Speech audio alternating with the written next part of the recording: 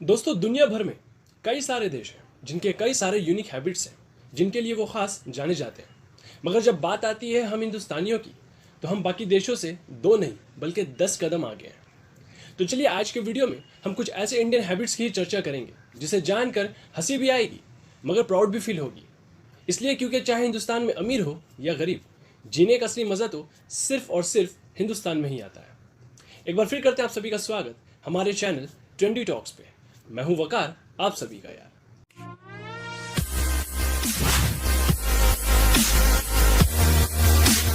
हम सब ने नोटिस किया ही होगा कि कुछ चीज़ें इतनी महंगी होती हैं लेकिन यूजलेस भी होती है कि हम उन्हें फेंक नहीं सकते।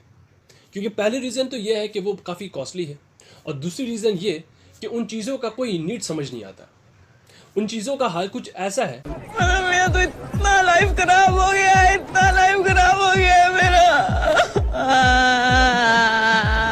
जी हाँ, अगर कोई ऐसी फ्रेम हुई या शोपीस जिसका कुछ वक्त के बाद कोई नीड समझ नहीं आता है और हम उन्हें ओल्ड फैशन सोचकर निकालने की सोचते हैं, तो बाकी देशों में कुछ अलग किया जाता है। बाकी देशों में चीज़ों की सीधे बेच दी जाती है, लेकिन हमारे सुपर मॉम्स क्या करते हैं, उन्हें गिफ्ट रैपर्स में लपेट कर शादियों में या फेस्टिवल्स में गिफ्ट कर देती हैं। इससे फ़ायदा यह होता है कि महंगी चीज़ें बर्बाद ना होने का एक साइकोलॉजिकल सेटिस्फैक्शन मिल जाता है, और दूसरी तरफ बोझ हल्का करने का एक अच्छा उपाय भी मिल जाता है।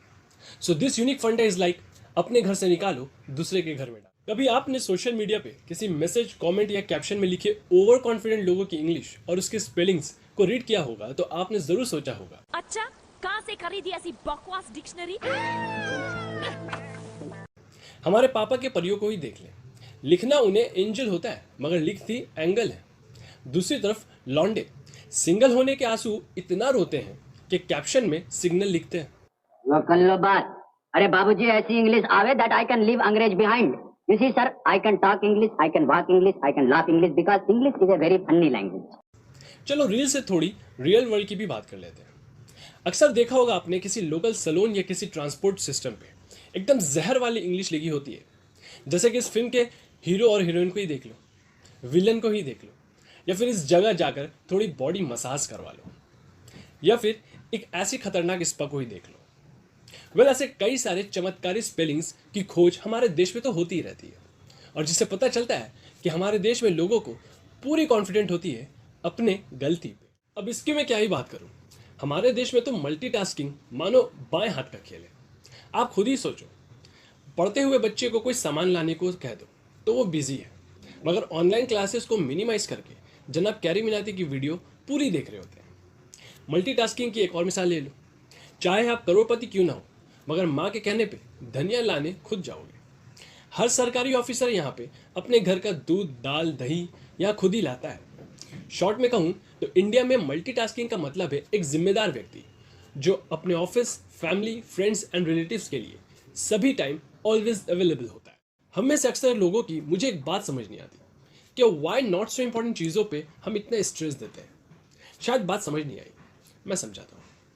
हमें ज़रा भी बुरा नहीं लगता जब हम हद से ज़्यादा फूड प्रिपेयर करके उसे बर्बाद कर देते हैं, ना खा पाते हैं न स्टोर कर पाते हैं, और हमें इस बात की फिक्र भी नहीं होती कि रोज़ाना कई लाख लोग भूखे होते हैं। पर इस बात की फिक्र करने के बजाय हम किसी और चीज़ में दिमाग लगाते हैं, जैसे कि टूथपेस्ट की तो हमसे बड़े वाले माइंडफुल दुनिया में और कोई नहीं है। टूथपेस्ट ओवर हो जाने के बाद भी हम उसके ट्यूब को स्क्वीज करके उसकी मानो पूरी आत्मा निकाल देते हैं, और उसे भी एक एक वीक तक चलाते हैं। और इतने से मन नहीं भरता तो उस ट्यूब को 2 हाफ्स में काट के तब जाकर उसे यूज़ करते हैं। अब आप इसे कंजूसी कहें या पैसा वसूलने की निंजा टेक्निक, है तो ये हरकत हम सब में ही। जी हाँ, अब बात आती है पुराने कपड़ों की। पुराने कपड़ों के हम हिंदुस्तानियों से जो संबंध है वो जस्ट लाइक कर्जे की तरह। अब वो कैसे? हम जब एक नए कपड़े खरीदते हैं, कुछ वक्त पहनने के बाद वो पुराने हो जाते हैं, तो अब बारी आती है कि उस कपड़े को निकाल कर फेंकने की। कपड़े हम शरीर से तो उतार देते हैं, लेकिन वो कपड़े फिर हमारे दिल से नहीं उतरता। ठीक इसी तरह जैसे कि हम किसी से कर्जा लेते हैं, ले तो लेते हैं लेकिन फिर निकलता नहीं।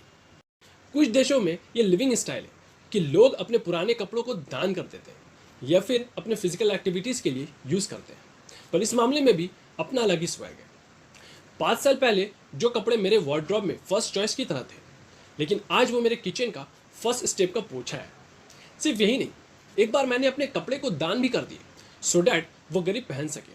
लेकिन हद तो तब हुई जब उस गरीब ने भी मेरे दान किए कपड़े को पोछा की तरह ही इस्तेमाल किया। Brother t-shirt, brother jeans, brother belt.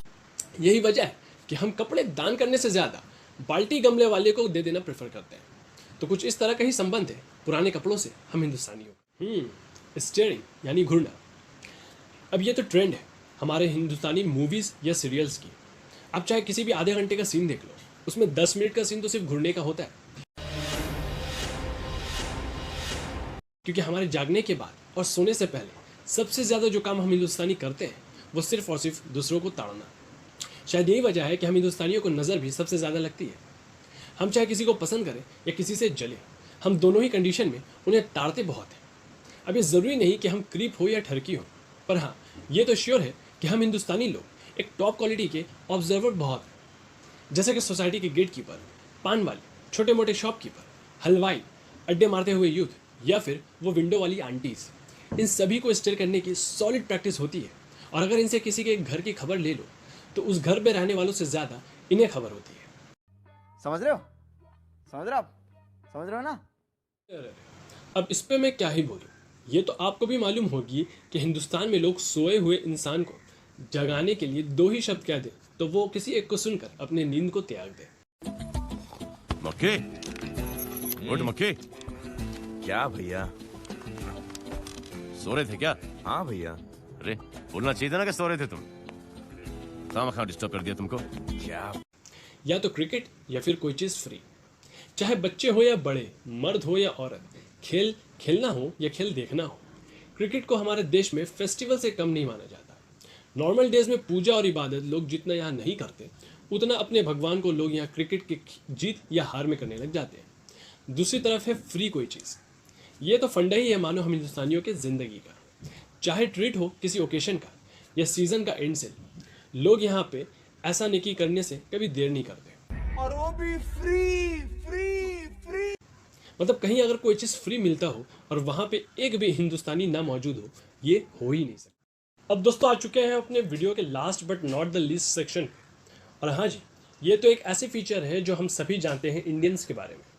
या यूँ समझ लो कि हम इंडियंस पे ये ऊपर वाले का एक कृपा है कि ये काम भी हम हिंदुस्तानियों से बेटर कोई दूसरा कर ही नहीं सकता। और इस पे अगर प्रो या मास्टर होने की बात करें तो वो है हमारी इंडियन वुमेन। मतलब आप कभी मार्केट चले जाओ, अपनी माँ, दीदी या रिश्ते में कोई भी लेडी हो उनके साथ, इन लोगों से ज़्यादा चीज़ों के सही दाम कोई लगा ही नहीं सकता। घनश्याम, इधर चम्मच चिपका के तुम 150 ग्राम आटा कम तोल रहे हो ना? मैं सब जानती हूँ। अभी के अभी 200 ग्राम आटा एक्स्ट्रा तोलो। ये तो मैं जा रही हूँ गुप्ता जी के पास संभालने नहीं। तोलो। कि इन माताओं और शेरनियों को शॉपकीपर्स के कोड लैंग्वेज तक क्रैक करने आते हैं। और ये दुकानदारों की भी एक खानदानी डायलॉग है जो हमसे ज़्यादा हमारी औरतें समझती हैं, और वो ये कि अरे मैम आप किसी और को मत बोलना, ये प्राइस तो सिर्फ आपके लिए।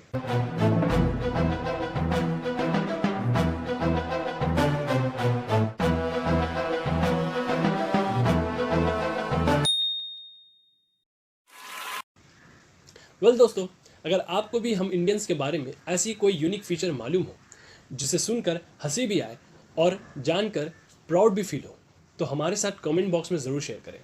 अगर आपको ये वीडियो पसंद आई हो तो इसे लाइक करें और अपने दोस्तों के साथ शेयर करें। मिलते हैं अगले वीडियो पे एक नए ट्रेंडी टॉक के साथ। तब तक के लिए टेक केयर एंड जय हिंद।